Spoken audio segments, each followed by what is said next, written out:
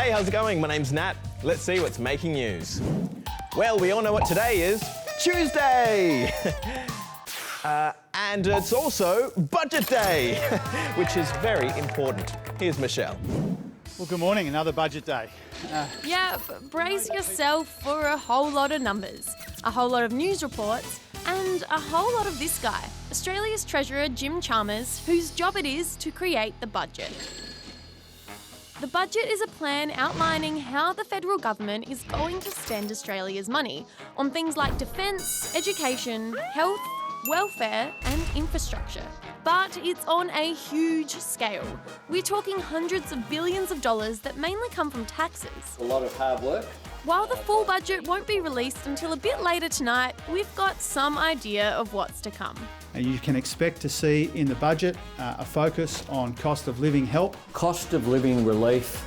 eases cost of living pressures and fights inflation. Yeah, cost of living is front and centre this year, with help for students, tax cuts, a drought fund to help farmers, and money to tackle the issue of violence against women already announced. We can also expect to see something else, a surplus, for the second year in a row. A surplus means the government is making more money than it's spending and paying off its debts, and this year's surplus is $9.3 billion. Lots of people are waiting to see who the big winners and losers are of this year's budget.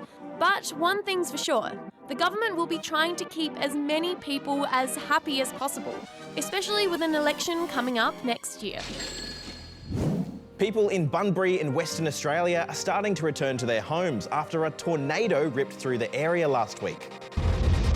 The storm hit on Friday afternoon, damaging more than 200 homes and completely destroying at least 9.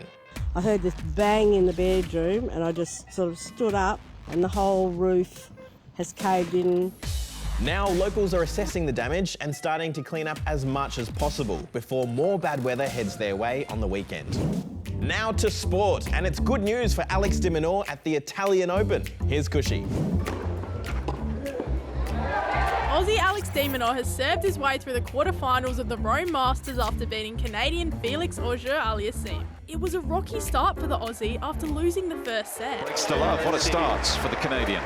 But it wasn't long before he slid back into rhythm to take the win. He'll now take on Stefanos Tsitsipas in the next round. Now to El Salvador, where Team Australia has won the ISA Junior World Surfing Championship. The team was made up of 12 young Aussie surfers who racked up a total of 7,098 points, overtaking Hawaii to finish with gold. Meanwhile, in the individuals, Dane Henry took out the under-18s boys division, becoming the first Aussie to win the event in 15 years, while 15-year-old Ziggy McKenzie won the under-16 girls comp. And finally to England, where things are getting, well, speedy. Go. Nope, it's not a marathon. This is the British Speed Golf Pairs Championship. Pairs share a ball, take turns hitting it, and aim for the lowest score and fastest time. This year, the title was taken by Luke Bone and Luke Willett, setting an unofficial world record for the fastest 18-hole speed golf round in just 37 minutes and 43 seconds. Now it's time to go, which is binary code for digital, just like these next stories. First up, to the creators of ChatGPT, who have just released a new version of their AI chatbot that can actually chat. Can you give me feedback on my breaths? Okay, here I go. Whoa, slow down a bit there. Mark, you're not a vacuum cleaner. GPT 4.0 is what they're calling it, and it's capable of having a real-time conversation with its users. You can even interrupt it mid-sentence, and it'll have no problem carrying on the conversation.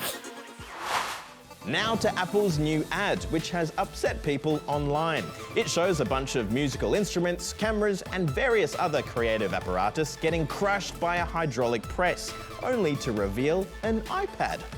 But some people say it reminds them of the fears a lot of creatives have at the moment, with their crafts being threatened by the rise of AI and technological advancements. Apple has said sorry for the ad and that it wasn't the message they were going for. And finally, to a digital portal linking Dublin in Ireland with New York City in the US. 2 sets of cameras and screens popped up late last week, connecting the cities which are separated by about 5,000 kilometres of ocean, and it's quickly become a social media phenomenon. From waving good morning to people on your way to work, to saying hello to old friends. Oh, that's binary code for goodbye. See you tomorrow.